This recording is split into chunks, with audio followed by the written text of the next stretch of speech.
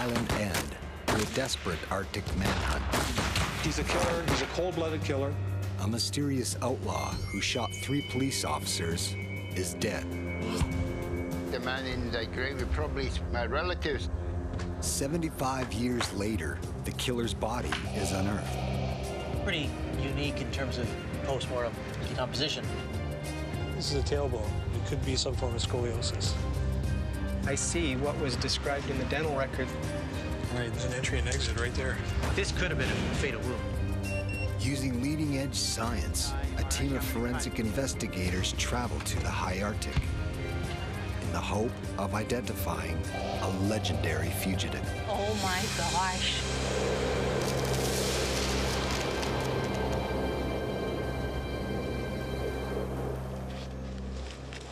Christmas, 1931.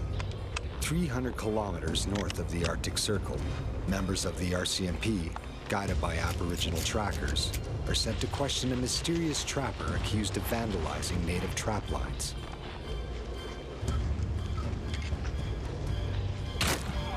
Then, without warning, an officer is shot.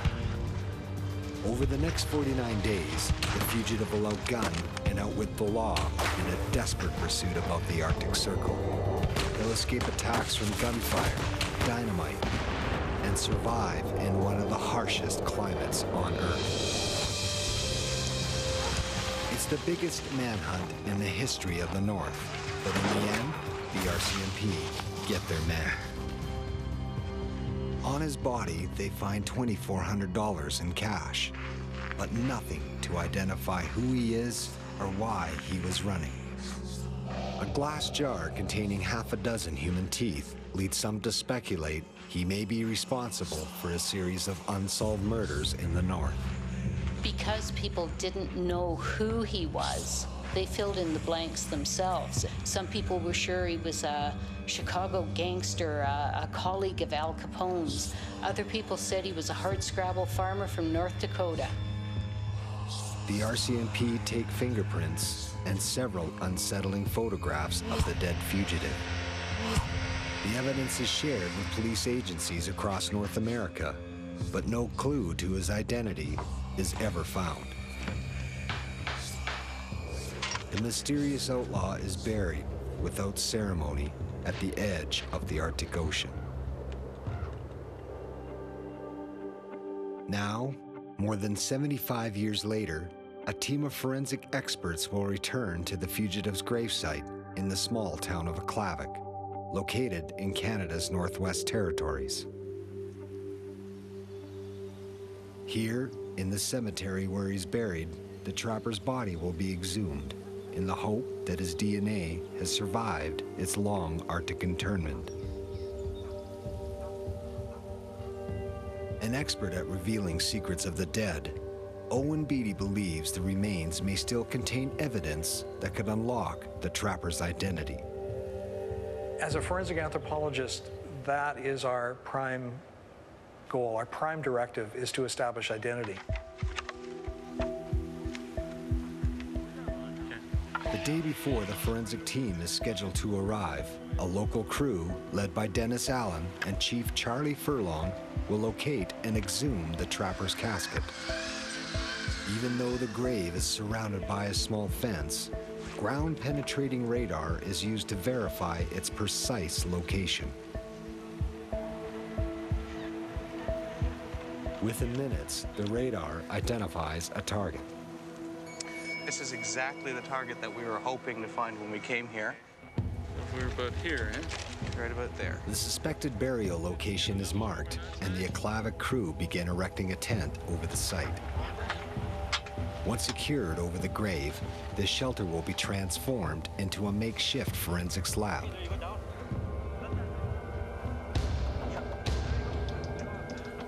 "75 years after the trapper's death, the search for his body begins.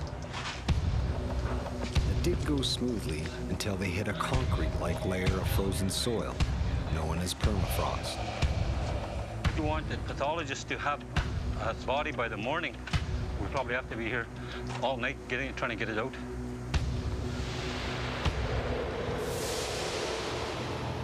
The mysterious mad trapper first appeared in the Canadian Arctic in the summer of 1931.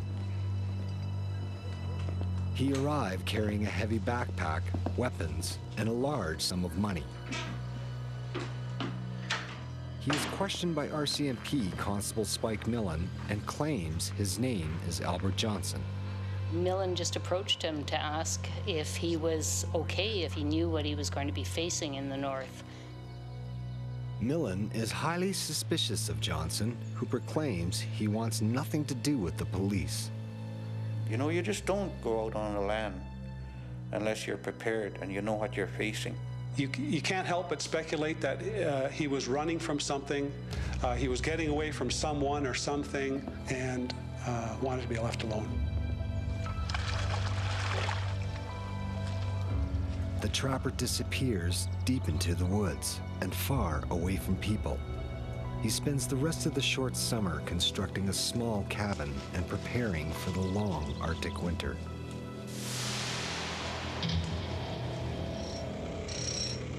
After 6 hours of solid digging, Dennis Allen's crew have found nothing. The forensics team is coming in 10, 12 hours. So in 12 hours' time, we've got to first locate it, then we got to dig a bigger perimeter around the grave. But the trapper's coffin may not be so easy to find. 75 years ago, they were chasing him through the mountains, and now we're chopping through the ice trying to find him. He's a tough guy to find, man.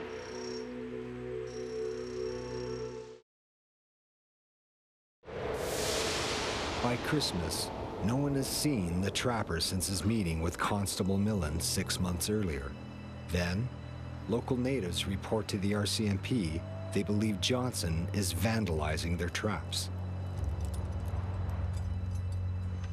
After a 2-day trek on dog sled, Gwich'in Special Constable Joe Bernard and Constable King arrive at the trapper's cabin.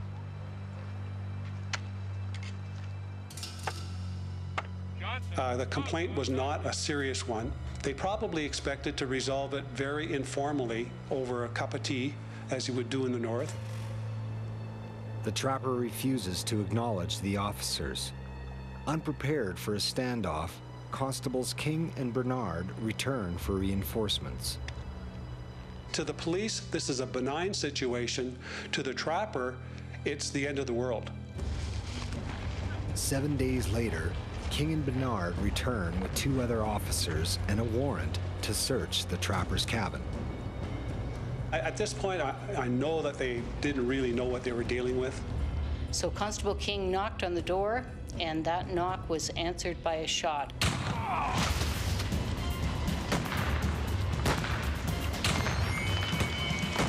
Go! It's not a warning shot. I think his intent was to kill at that point. Despite severe blood loss, King survives. Johnson has shot a police officer. Now, he's a wanted man. Deep into the search for the trapper's body, Dennis Allen is beginning to feel desperate. Well, we're down 4 feet. We still haven't hit it. It's time to get radical. We have to bring in a backhoe.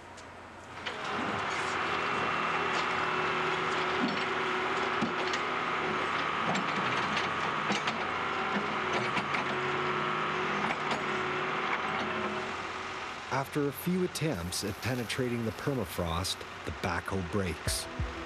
Even in death, the trapper remains defiant. You know, just because we have technology and we think we're omnipotent, this just goes to prove that we're not as smart or we're not as great as we think we are, you know? At first light, the forensics team arrives in a clavic.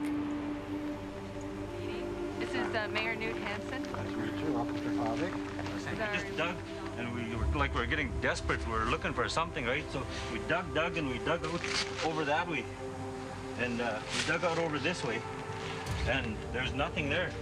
And I think what he was reading was... For the project to succeed, the 2 teams will have to join forces to search for the body.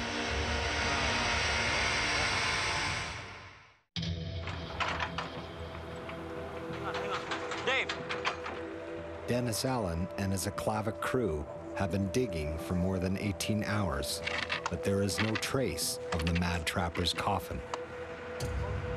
We've been up all night. We got up at 8 yesterday, and we've been digging all night. Yeah, I'm tired. Not tired. It's time for a new plan. Fortunately, not only does a forensic team know how to examine bodies, they also know how to find them. So the next step is dig the trench here. Yeah. Okay. We're trying to find undisturbed soil to find the surface of the graveyard in 1930.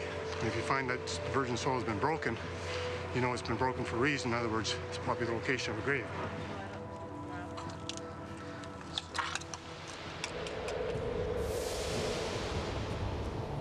Two weeks after the shooting of Constable King, an RCMP posse of 8 men returned to the cabin, intent on taking the trapper dead or alive. We do know he's intelligent. We do know he's a strategic kind of guy, and he's still there. There's got to be good practical reason for that. What the police don't know is the cabin is a miniature fortress with double walls and concealed firing positions on all sides. He knew exactly what he was doing. I mean, he planned for an event well in advance of it occurring. He was thinking people were out to get him. The RCMP assault the cabin, unleashing a wall of gunfire. And so begins a battle that will last through the long Arctic night.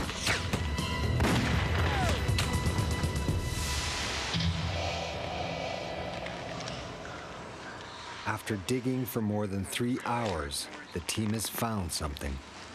We've got a vertical board right here. Okay, I got the other side here. Yeah? There's one side, and here's the other side. So this is the coffin right here. It's going this way. There's the two sides here. Okay. So this is in here. So We don't know if it's him yet. We're not going to get too excited, so we're just going to hope for the best.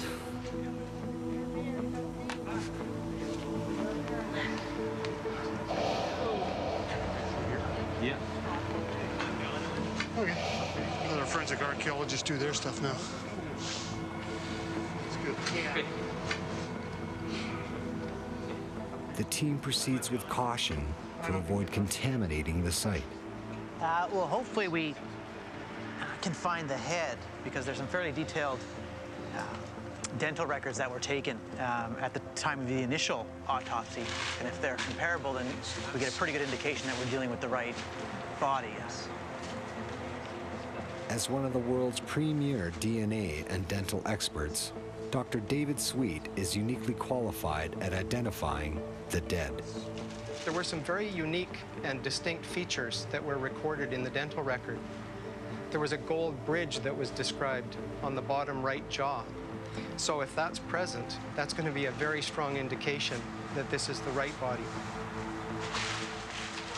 On Sam's side, if you look obliquely, you can see the skull. You want to lift it off? lift that off?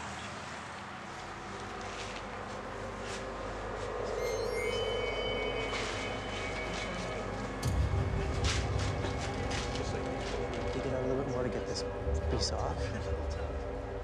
Dude, can you stand up in there? So there's hair, just like in this photograph. Yeah. Although the body has been buried for 75 years, a unique tuft of hair on the skull is the first clue they found the trapper. That's pretty cool. The hair is a solid piece of circumstantial evidence. David Sweet will remove the skull and use dental records taken at the time of the trapper's death to confirm they have their man.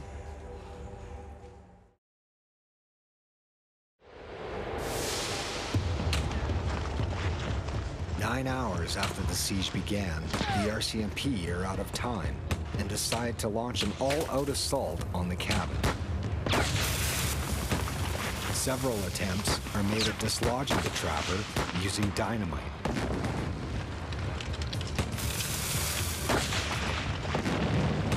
One constable tries breaking through the door and narrowly misses being shot. The last 4 pounds of dynamite are hurled against the front wall of the wooden fortress.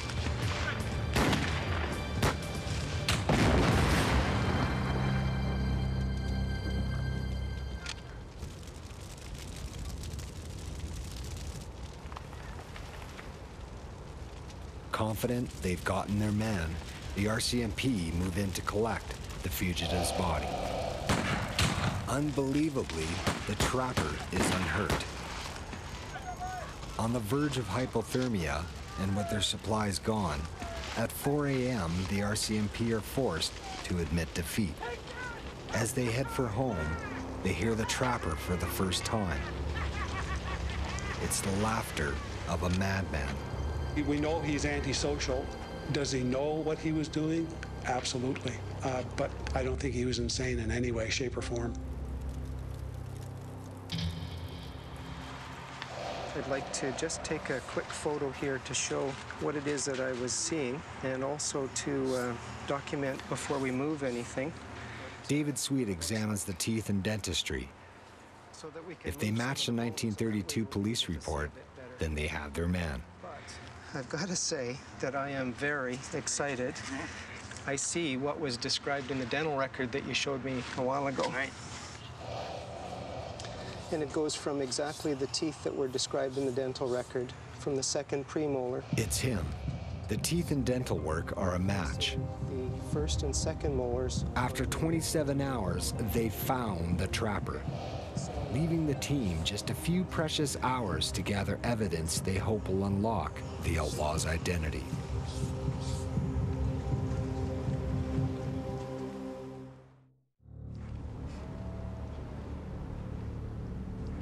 Six days after the RCMP assault on the trapper's cabin, Constable Spike Millen returns to the scene of the battle. The trapper has vanished into the vast Arctic landscape, leaving behind no evidence of his identity.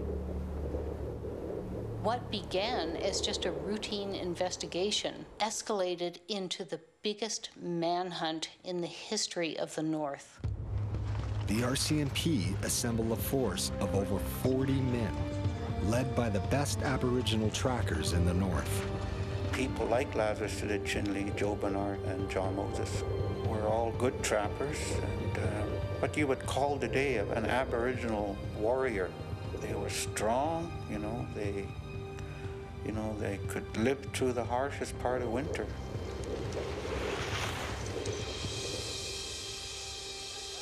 Seven decades later, in a makeshift forensic laboratory on the edge of the Arctic Ocean, the search for the identity of the mad trapper continues. Sam Andrews is the team's forensic pathologist. As a forensic pathologist, one of the most important duties we have is determining identity, cause and manner of death on individuals that die sudden, unexpected, and unexplained deaths. Every bone will be laid out on an examining table. Each clue will be scanned, photographed, x-rayed, and recorded in an effort to create a physical biography of the trapper. So that we can try to document this really well. We're not going to be able to take this exhibit with us. The first clue comes from the dental work used to identify the body. We're seeing some fillings, quite a sophisticated filling in this tooth. It's a gold foil, quite an unusual finding, and it usually speaks to a person that can afford sophisticated dental treatment. So this filling, combined with this type of restoration in the lower bridge, is a very significant finding in terms of trying to profile someone's life. This evidence may be a clue that the trapper was once a man of means. But from where? I'm going to reproduce this X-ray once more. Dr. Lynn Bell is a pioneer in the leading-edge science of isotope analysis. By extracting molecules of oxygen embedded in teeth, she can determine the geographic area a person lived during different periods of their life. What we eat and drink and breathe in is stored in our tissues, our hair, our skin, our bones, our teeth. And with this individual, he's drinking water wherever else he was living during the period of his tooth formation, which would have been in childhood. Should look very different to the drinking water values here.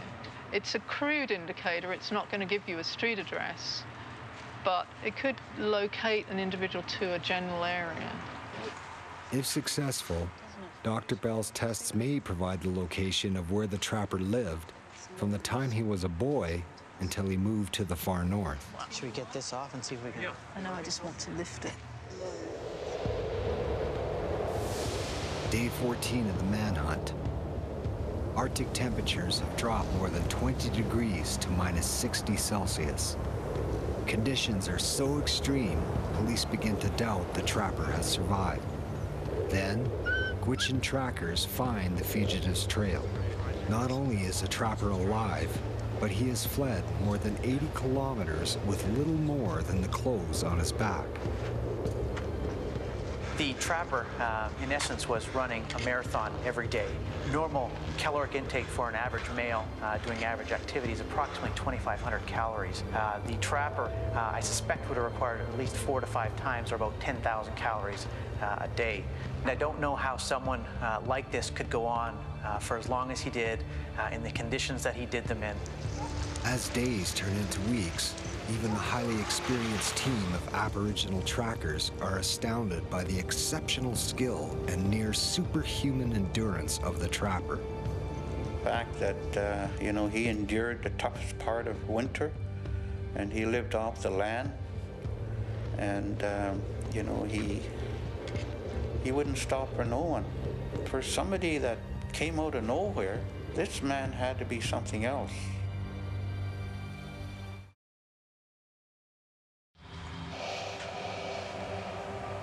Here's the left femur, and you turn it over, and it has the beginning of a spiral fracture right through the shaft.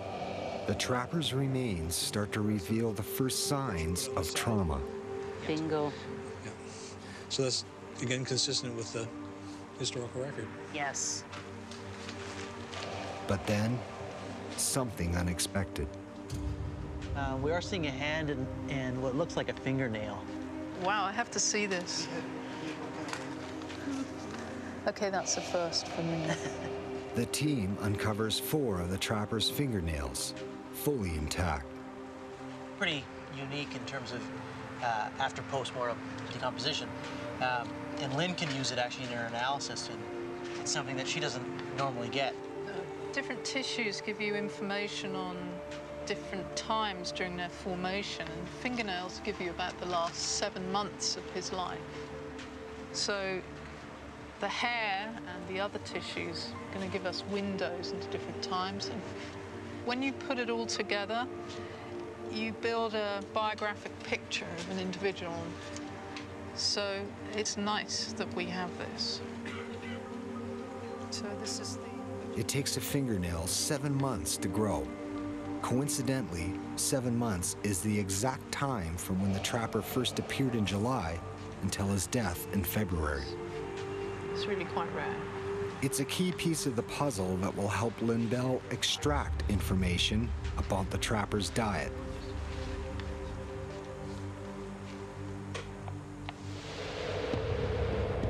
After searching for the trapper for more than a month, Aboriginal trackers pick up his trail on the edge of the Richardson Mountains. But even the experienced native guides know it's impossible to escape through the impenetrable ice-covered peaks. 7 months after their first meeting, the trapper and Constable Millen are about to meet for the last time. Only one of them will survive the encounter.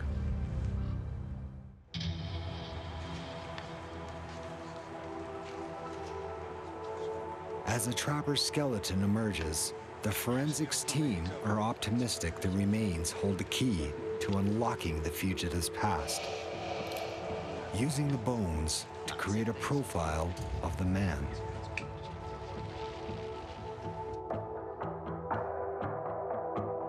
The first step is to find evidence of his age. This is determined using 2 reference points: the fusing sutures at the top of the skull and where the pubic bones meet at the pelvis. The evidence there suggested that the person was 35 years of age, plus or minus 9 years.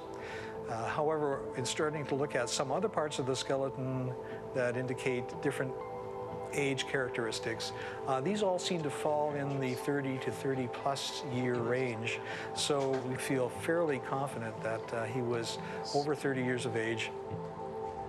Then, Owen Beatty makes a surprising discovery. Evidence of a condition the trapper suffered from birth.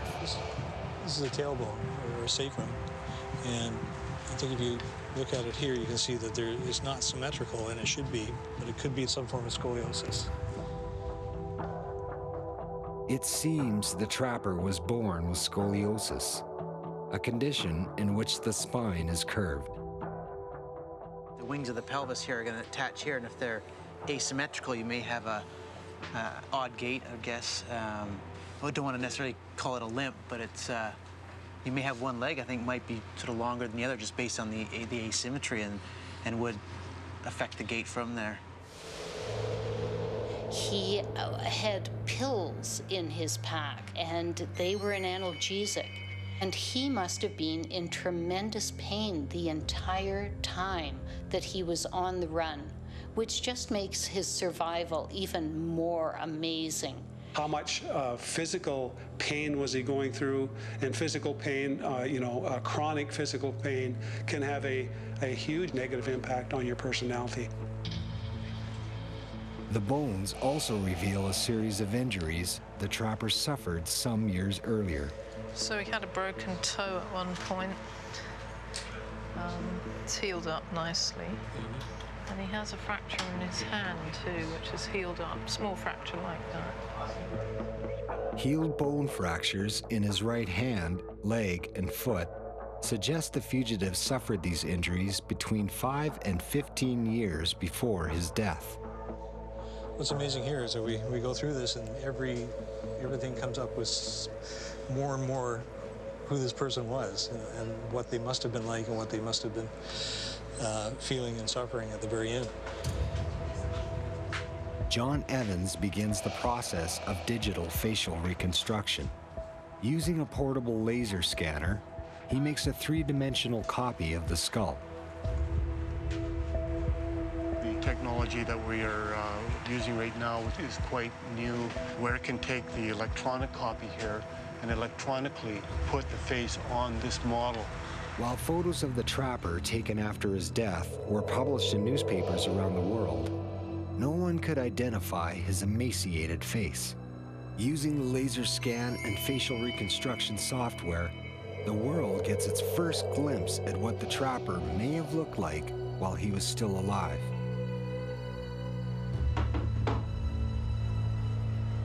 Since his death in 1932, there have been countless theories regarding the trapper's true identity. Many believe the most likely suspect is Johnny Johnson. Born in Norway and raised in the American Midwest, Johnson was a petty criminal who disappeared just prior to the trapper's appearance in the Arctic. He probably is a criminal, but be so tough and have all those guys after him, and was probably tough from beginning since he was a kid. Ole Getz is the great-grandnephew of Johnny Johnson. I think my grandmother knew all the time. I think the man in the grave probably is my relative, but if he's somebody else, there should still be justice for that guy in that grave. If Johnny Johnson is the mad trapper, the forensics team will need more than family photos to establish identity.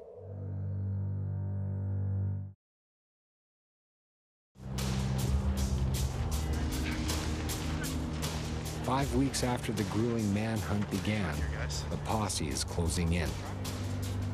Constable Spike Millen is convinced the trapper is about to make a break through the mountains for Alaska. Instead of losing time to notify the rest of the posse, he decides to move in and take the trapper by surprise.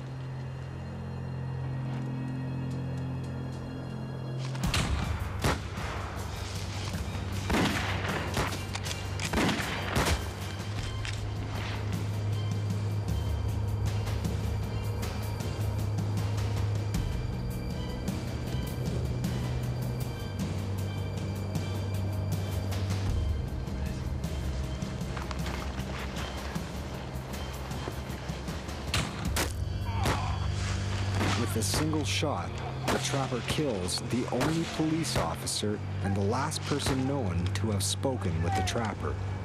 You know, he's thinking instinctively at that point, and this was just a survivalist reaction, and he was a good shot, so he took advantage of Millen being out in the open. On the night of Constable Millen's death, the trapper does the impossible. In the middle of an Arctic storm, he scales a wall of ice and escapes through towering mountains. To this day, no one knows how the trapper did it. Even seasoned climbers today with the best food and equipment have failed at trying to climb the ice wall that's the Richardson Mountains. It would be crazy to be traveling in those mountains that time of the year. This guy had a pair of homemade snowshoes, a pack sack, and the determination to run the gauntlet, eh? He's a killer, he's a cold-blooded killer, and there's no getting away from that. But you can't help but have a certain amount of respect for an individual like that, or the physical side of it, you know? It takes a lot of discipline to do what he had done. While the trapper's impossible escape elevated his infamous status to superhuman, the shooting of Constable Millen also labeled him with a new title, Cop Killer.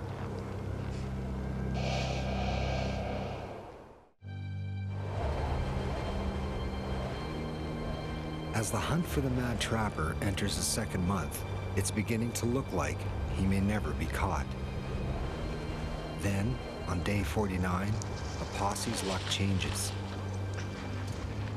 On Wednesday, February 17th, 1932, Sergeant Hersey, who was with the Signal Corps, spots the trapper down on Eagle River.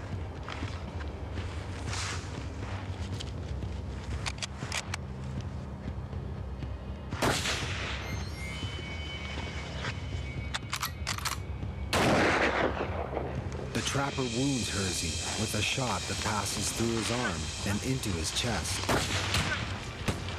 What happens next is a story recorded on the trapper's remains more than 7 decades earlier. Now, the evidence for gunshot injury is there. The trapper runs for cover, but it's too late. The right femur has an impact crater and a spiral fracture related to the impact of whatever object hit him there. I've seen a lot of wounds like that in relating to shrapnel injuries, and that's what that reminded me of more than a gunshot. I believe one of the pouches he was carrying had ammunition in it, and it was struck by a bullet and exploded. The blast tears a hole in the trapper's left thigh. He digs in and returns fire. There are fractured ribs on the right and left side. Could relate to a gunshot through and through injury. It was just a frenzy of gunfire, back and forth, back and forth. Even as bullets tear into the trapper's body, his relentless gunfire keeps the rest of the posse pinned down. Gwich'in Special Constable John Moses narrowly avoids being shot as he maneuvers to get behind the trapper. With time running out before the remains have to be reinterred, Sam Andrews makes a startling discovery: the final shot. I think this might be your entrance. Oh my goodness.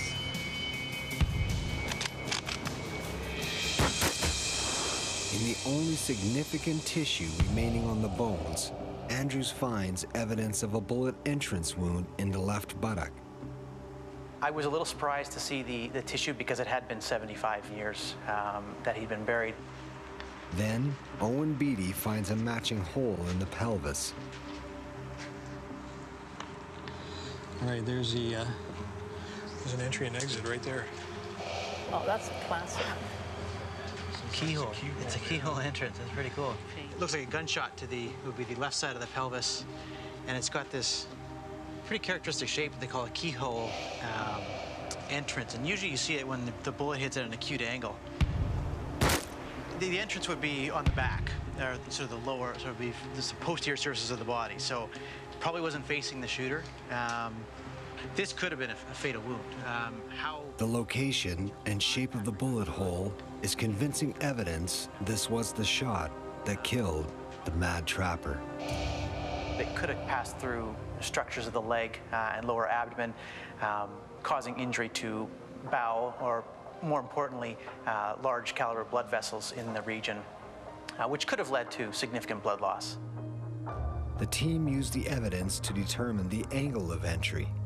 It appears the killing shot was made from the only man reported to have taken up position behind the trapper, Gwich'in Special Constable John Moses. In the plummeting Arctic temperatures, the trapper's body freezes in minutes. They approached his body very slowly and very carefully, and when they were convinced he was in fact dead, they rolled the body over. He was totally emaciated, just a shell of a man left there, and this terrible, terrible grimace that looked as though he was still laughing at them. He would sooner be dead than be incarcerated for a length of time. And I think it's consistent with how he reacted to the whole situation. To prove they had gotten their man, the RCMP suspended the outlaw's corpse so it could be photographed and examined, but his identity is never determined. In the decades since, countless people have come forward claiming the trapper is a lost relative. The only hope of making a positive ID is if David Sweet can recover the trapper's DNA. Certainly the age of this burial is a significant factor that works against us, but the fact that he was buried in a situation involving permafrost with no embalming and no preservative of any kind, this is a real advantage for us. What we want to do is section it. It's called mid-shaft femur. Before the remains are returned to the grave, bone and teeth are collected. If chemical and DNA evidence can be retrieved, they could hold the key to unlocking the trapper's identity. We've got good marrow, and it looks very nice. It's a good sample. So I think we can bag it and tag it.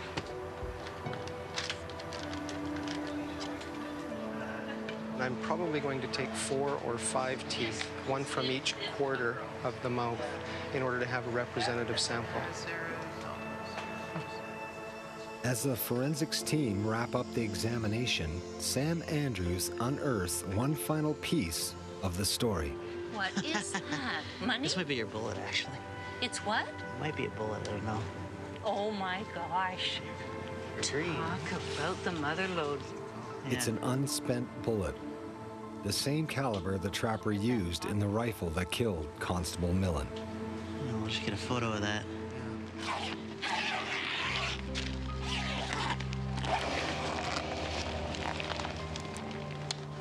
The trapper's body is returned to the earth, but the investigation is far from over. If they find out who the mad trapper is, I hope closure is given to his family, and that they know where he finally ended up, what he done. In our culture, we believe in that.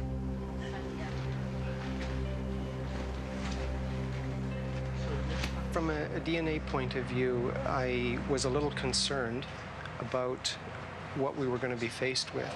Now, I'm quite excited. We've really got the best possible scenario for a historical case and trying to solve a mystery.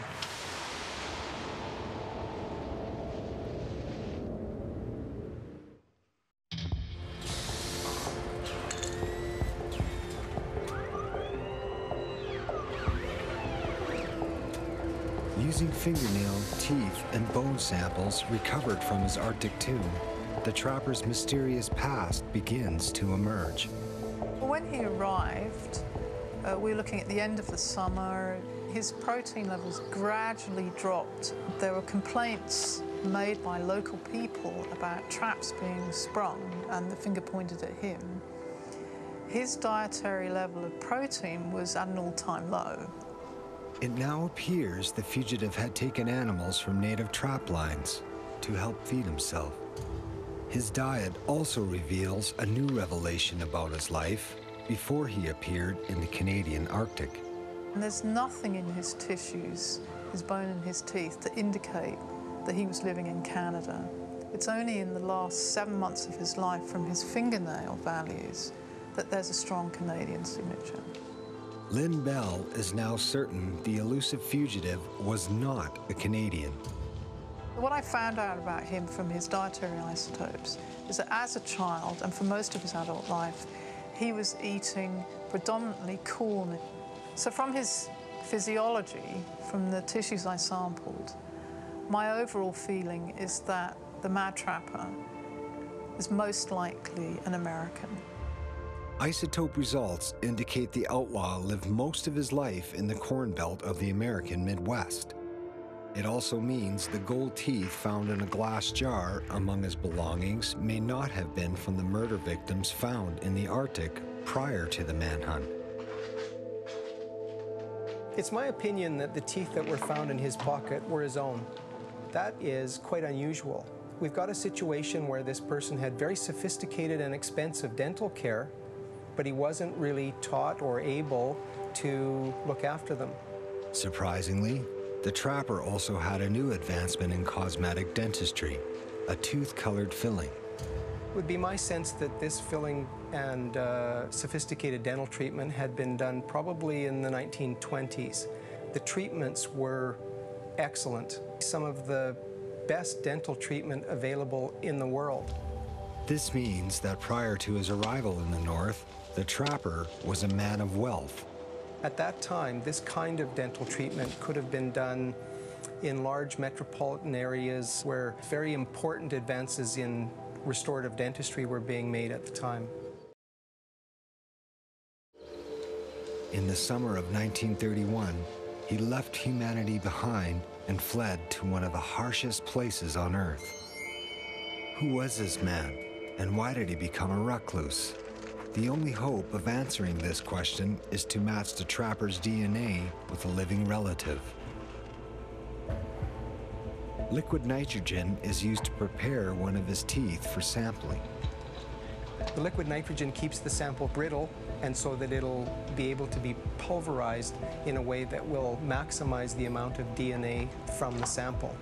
And the resulting powder is able to be treated with a chemical scissors that opens up the cells and allows the DNA to come out into solution. Incredibly, the trapper's 75-year-old DNA has survived, completely intact.